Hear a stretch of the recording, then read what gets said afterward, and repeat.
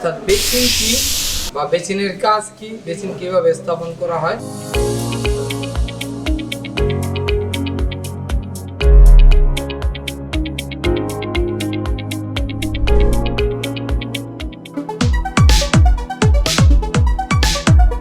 আসসালামু আলাইকুম, আমি মোহাম্মদ ইমাম হোসেন। আমি এই ডলফিন ট্রেনিং সেন্টারে দীর্ঘদিন যাবৎ প্লাম্বিং অ্যান্ড পাইপ ফিটিং এর ট্রেনার হিসেবে কাজ করতেছি। আশা করি বিগত দিনের আমার ক্লাসগুলো আপনারা মনোযোগ সহকারে দেখেছেন। আজকে আমি আপনাদের সাথে যে ক্লাসটা নিয়ে আলোচনা করব সেটা হলো প্লাম্বিংয়ের খুব একটা গুরুত্বপূর্ণ ফিক্সার, যেটাকে বলা হয় বেসিন।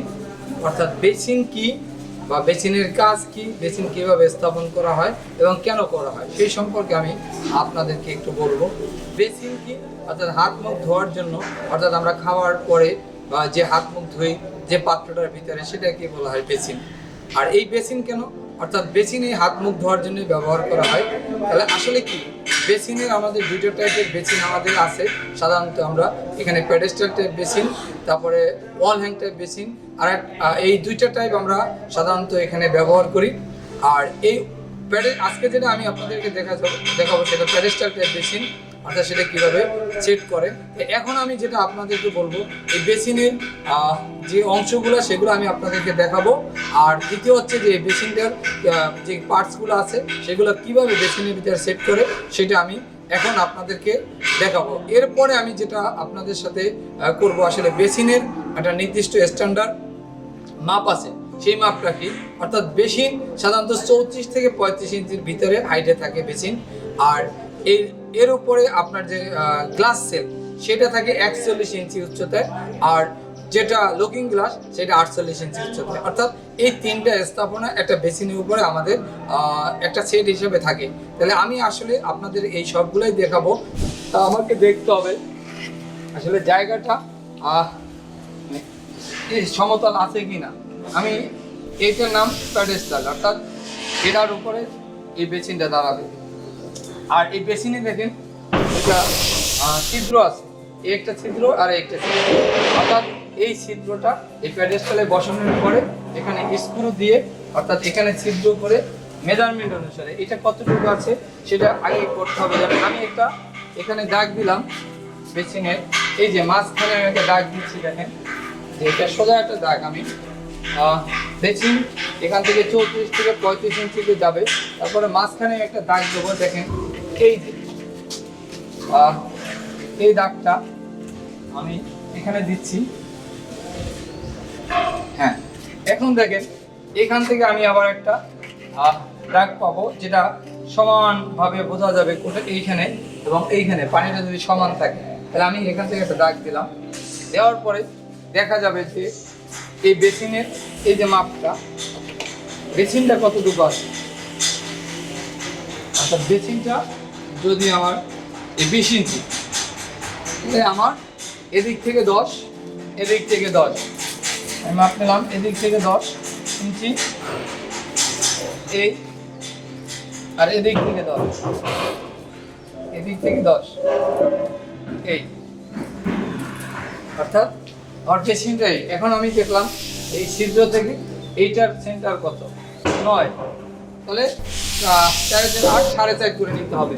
আমি এখানে 4.5 নেই, তাহলে আমার আসে এখানে এই সেন্টারটা, ছিদ্র এই সেন্টার, আর এদিকেও আসবে 4.5 আমার এই সেন্টার।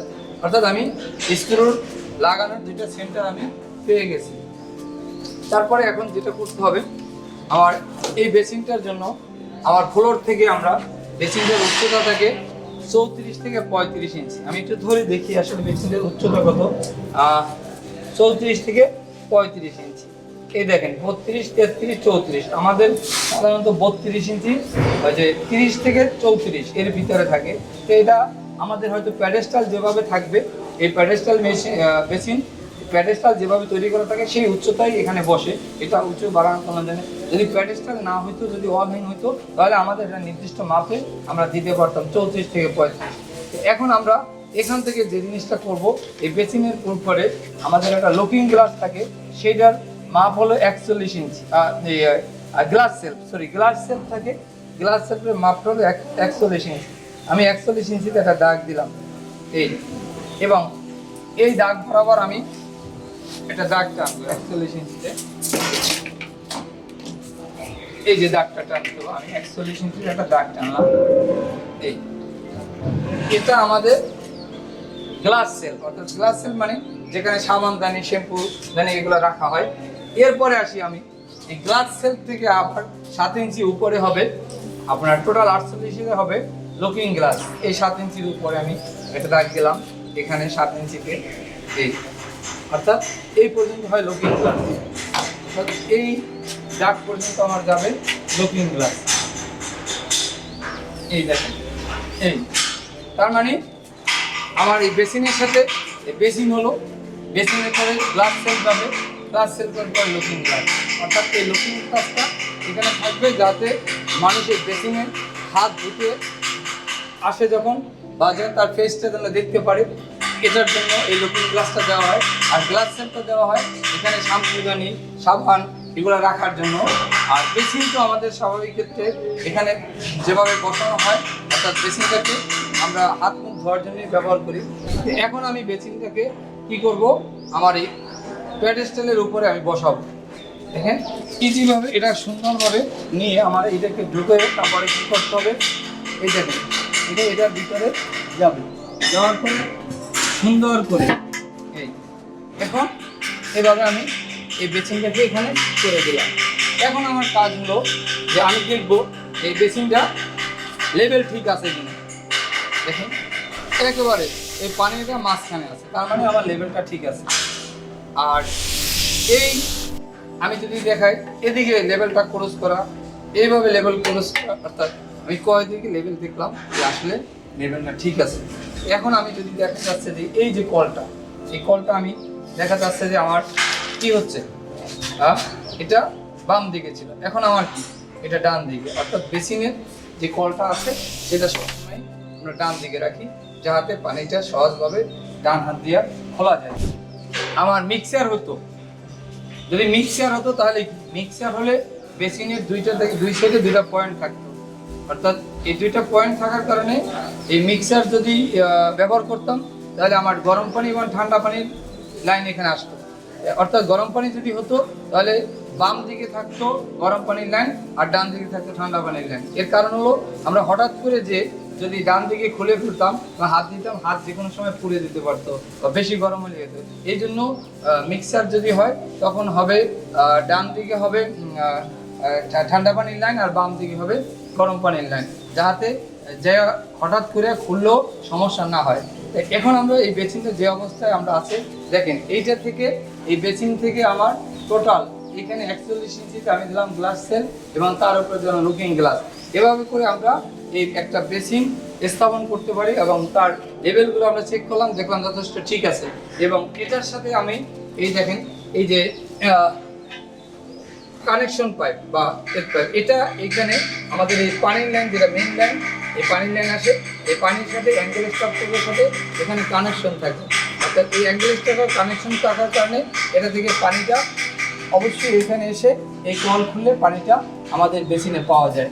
আর এই যে ভিতরে বেসিন ওয়েস্ট দিছি, এই ওয়েস্ট হয় এই ধোয়ার পরে পানিটা এই নিচে একটা ওয়েস্ট পাইপ আছে যেটা ওয়ালের বাইরে চলে গেছে, ওই ওয়ালের বাইরে এই পানিটা চলে গিয়ে ড্রেনে চলে যায়।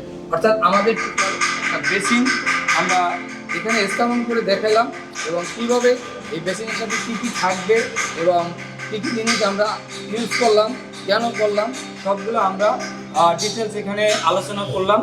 অর্থাৎ এখন আশা করি আপনারা একটা প্যাডেস্টাল বেসিন কীভাবে সেট করা যায় এবং এর সাথে কী কী জিনিস আছে বা কী জিনিসগুলো থাকবে বা কী ফিটিংস আছে সেগুলো অবশ্যই আমরা এতগুণে অবগত হয়েছি। আর আমরা আশা করি পরবর্তীতে এরকম সুন্দর করে একটা বেসিন, প্যাডেস্টাল বেসিন আমরা সেট করতে পারবো এবং এর সাথে আমরা লুকিং গ্লাস এবং গ্লাস সেল সহকারে, অর্থাৎ পানির লাইন সহকারে আমরা সব কিছু দিতে পারবো। হ্যাঁ, আমি এখন আপনাদেরকে একটা সফলতার কথা বলবো। অর্থাৎ সেই সফলতাটা আমাদের এই প্লাম্বিংয়ের সম্পর্কে, অর্থাৎ প্লাম্বিং যে কাজ যারা করে তাদের যে সফলতাগুলো আছে সেগুলো সম্পর্কেই। অর্থাৎ আমার কাছে বিগত দিনে যে সফলতার কিছু গল্প আছে সেগুলো হলো, আমি অনেক কাজ এই প্লাম্বিংয়ে করিয়েছি। আমার এ পর্যন্ত প্রায় অনেক স্টুডেন্ট এই প্লাম্বিং কাজ করে তারা দেশে এবং বিদেশে বিভিন্ন জায়গায় সফলতা অর্জন করেছে। এটা কিভাবে, সেটা তাদের একটা ইচ্ছা ছিল এবং তারা এই কাজটা মনোযোগ সহকারে শিখেছে এবং এই কাজটা করার পরে তারা যেখানেই আছে সেখানে আরও ভালো কিছু করার তারা চান্স পেয়েছে, কারণ এই কাজটা তারা মনোযোগ দিয়ে শিখেছে। আর এই কাজটা এমন ডিমান্ডেবল কাজ যেটা হয়তো অন্য কাজগুলো কমনভাবে লোক পাওয়া যায় বা করতে পারে, কিন্তু প্লাম্বিং কাজটা একটু ডিফারেন্ট, এটা আলাদা। সেই জন্য এই কাজগুলো করা খুব কঠিন হয়ে যায় এবং লোক পাওয়া খুব কঠিন। তাই আপনারা আমার বিগত দিনে যারা এখানে ছিলেন, এই দেখেন আজকে একটা বেসিন আমি এখানে স্থাপন করলাম। এরকম হাজার হাজার প্লাম্বিংয়ের এরকম অনেক জিনিস প্লাম্বিংয়ের স্থাপনা আমরা প্রতিনিয়তই করে থাকি এবং করে আসছি, যেগুলো আসলে আমাদের এই যুগের উপযোগী এবং চাহিদা অনুযায়ী আমরা করতেছি। তাহলে সেই জন্য এই কাজগুলো আমরা যদি খুবই মনোযোগের সহিত করতে পারি, তাহলে কি আমাদের এই দেশে এবং বিদেশে কোথাও কাজের অভাব হবে না। যে আশা করি আপনারা এই কাজগুলো খুব মনোযোগ সহকারে করবেন এবং ভবিষ্যতে আপনাদেরও সফলতা নিয়ে আসবেন। সুতরাং প্লাম্বিং সম্পর্কে জানতে হলে আমাদের সাথেই থাকুন, এই চ্যানেলটি সাবস্ক্রাইব করুন এবং ভিডিওগুলো বেশি বেশি শেয়ার করে অন্যকে দেখার সুযোগ করে দিন। সকলকে অসংখ্য ধন্যবাদ।